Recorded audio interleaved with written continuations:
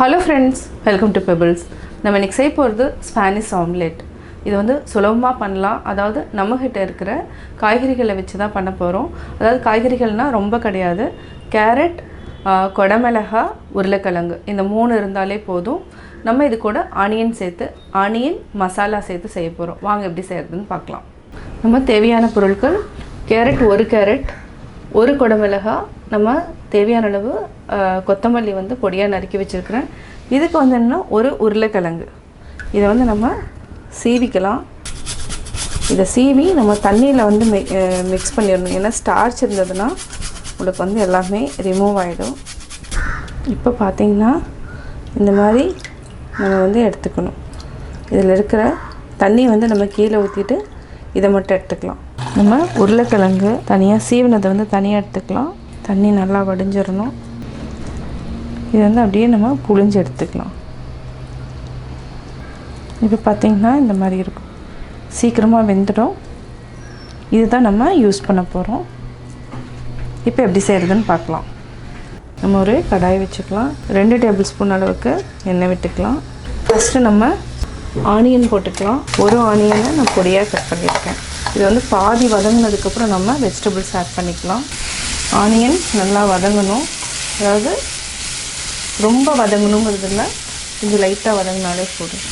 ஒரு 30 செகண்ட்ஸ் வதங்கட்டும்.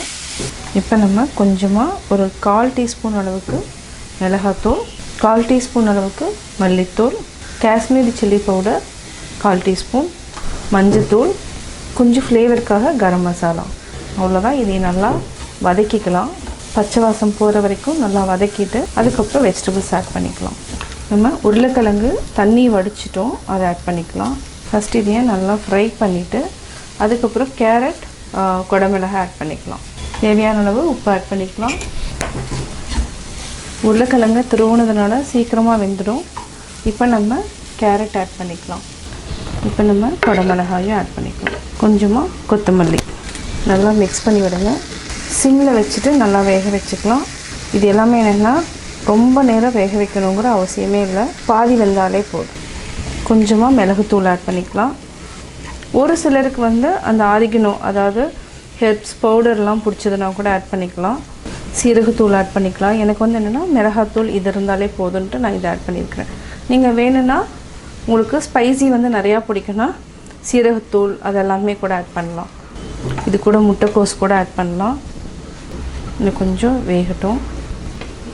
லைட்டாக உப்பு போட்டுக்கலாம்.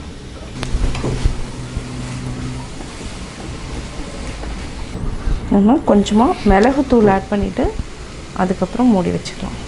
இது வந்து 1/2 டீஸ்பூன் அளவுக்கு ஆட் பண்ணியிருக்கிறேன். இது 1 நிமிஷம் அளவுக்கு இருந்தாலே கூட போதும். நல்லா வெந்துட்டுருக்கு. 1 நிமிஷம் மூடி வச்சுட்டு ஆஃப் பண்ணிக்கலாம். இப்போ நம்ம ஒரு பவுலில் முட்டை எடுத்துக்கலாம். தேவையான அளவு எத்தனை பேர் இருக்கிறோமோ அதுக்கு தகுந்த மாதிரி எடுத்துக்கலாம். நான் வந்து இன்றைக்கி ஒரு 3 முட்டை எடுக்கிறேன். நல்லா பீட் பண்ணிக்கலாம். இது கூட தேவையான அளவு கொஞ்சமாக உப்பு சேர்த்துக்கலாம். மிளகுத்தூள் கொஞ்சமாக சேர்த்துக்கலாம். இது ரெண்டையும் நல்லா பீட் பண்ணிகிட்டே இருப்போம். இப்போ நம்ம ஆல்ரெடி வேக வச்சுருக்கிற வெஜிடபிள்ஸ் வந்து இது கூட ஆட் பண்ணிக்கலாம். 1 நிமிஷம் ஆகிடுச்சு. வெஜிடபிள்ஸ் நல்லா வெந்துருச்சு. ஆஃப் பண்ணிவிட்டேன். ஆல்ரெடி 3 முட்டையை நல்லா பீட் பண்ணி வச்சுருக்கிறேன். இந்த வெஜிடபிள்ஸை அது கூட ஆட் பண்ணிக்கலாம். கொஞ்சம் ஆறுனதுக்கப்புறம் நம்ம ஆட் பண்ணிக்கலாம். இது வந்து நல்லா ஆற வச்சுக்கலாம். நம்ம இதுக்கு ஒரே ஒரு சீஸ் க்யூப் வந்து ஆட் பண்ணிக்கலாம். இதை வந்து அப்படியே திருவிக்கலாம். இது வந்து ஆப்ஷனல் தான். நம்ம வெஜிடபிள்ஸோட குழந்தைகளுக்கு வந்து கொடுக்குறப்போ நல்லா, அதாவது என்னென்னா கால்சியம் எல்லாமே இருக்குது. இது குழந்தைகளுக்கு வந்து கரெக்டான அளவில் கிடைக்கும். இது வந்து நம்ம பிரேக்ஃபாஸ்ட்டுக்கும் எடுத்துக்கலாம், அதாவது ஸ்நாக்ஸாகவும் நம்ம கொடுத்து விடலாம். நல்லா பீட் பண்ணிக்கலாம். நம்ம ஆல்ரெடி வெஜிடபிள்ஸ் வந்து கொடமிளகாய், கேரட், உருளைக்கிழங்கு இது எல்லாத்தையுமே மிக்ஸ் பண்ணிக்கலாம். காரத்துக்கு தேவையான அளவு மிளகுத்தூள் எல்லாமே நம்ம ஆட் பண்ணிக்கிட்டோம். ஒரு சிலருக்கு காரம் நிறையா தேவைப்பட்டுச்சுன்னா நீங்கள் மிளகு வந்து கொஞ்சம் ஆட் பண்ணிக்கலாம். ஒரு 1/2 டீஸ்பூன் அளவுக்கு நம்ம ஆட் பண்ணிக்கலாம். இப்போ நல்லா பீட் பண்ணிக்கலாம். எக்கோட மிக்ஸ் பண்ணுறப்போ சூடாக இருந்துச்சுன்னா கெட்டி ஆயிரும். இந்த மாதிரி வராது. நம்ம அதனால் ஆற வச்சு ஆட் பண்ணிக்கணும். இப்போ நம்ம தவா வச்சுக்கலாம். அவ்வளோதான், ரெடி ஆயாச்சு. இந்த மாதிரி ஒரு கரண்டி வச்சுக்கோங்க. இதுக்கு வந்து சில்லி, அதாவது பச்சை மிளகாய் கூட ஆட் பண்ணலாம். நான் வந்து காரம் வந்து ஜாஸ்தி இருக்கிறதுனால பச்சை மிளகாய் ஆட் பண்ணலாம். நம்ம தவாவில் வந்து எண்ணெய் மிக்ஸ் பண்ணிட்டோம்.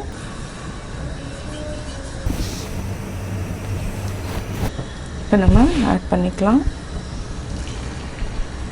நல்லா அப்படியே ஸ்ப்ரெட் பண்ணி விடுங்க. எண்ணெய் விட்டுக்கலாம். மூடி வச்சுக்கலாம். நம்ம பார்க்கலாம். நல்லா ப்ரெஸ் பண்ணி விடுங்க.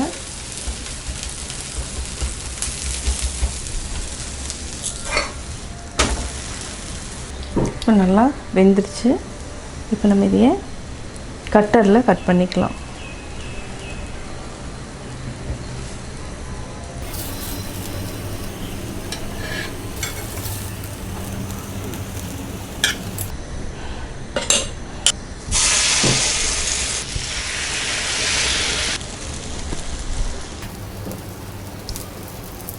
இப்போ நம்ம மூடி வச்சுக்கலாம்.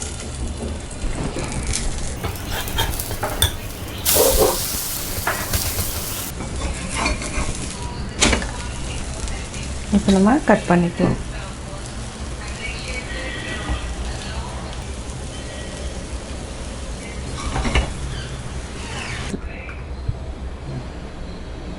Spanish omelette ready. நான் ஸ்பானிஷ் ஆம்லெட் எப்படி செஞ்சேங்கிறத பார்த்தீங்க. கட்டாயம் உங்களுக்கு இந்த வீடியோ பிடிச்சிருக்கும். நீங்களும் வீட்டில் ட்ரை பண்ணி பார்த்துட்டு உங்களுடைய கமெண்ட்ஸ் சொல்லுங்கள். பிடிச்சிருந்தா லைக் பண்ணுங்கள். மறக்காமல் பெபிள்ஸ் தமிழ் சேனலையோ கோபி சுதா சேனலையோ சப்ஸ்கிரைப் பண்ணுங்கள். என்னோடய குக்கிங் வீடியோ முடிஞ்சதுக்கப்புறம் பார்த்தீங்கன்னா ஒரு திருக்குறள் வந்து நீங்கள் பார்க்கலாம். உங்கள் குழந்தைகளுக்கு நீங்கள் சொல்லித்தரலாம். பணிவுடையான் இன்சொலன் ஆதல் ஒருவர்க்கு அணியல்ல மற்ற பிற. இனிமையான சொற்களும் பணிவும் கொண்டு வாழ்வதே உண்மையான அழகாகும். மற்ற அழகுகளை விட சிறந்ததாகும்.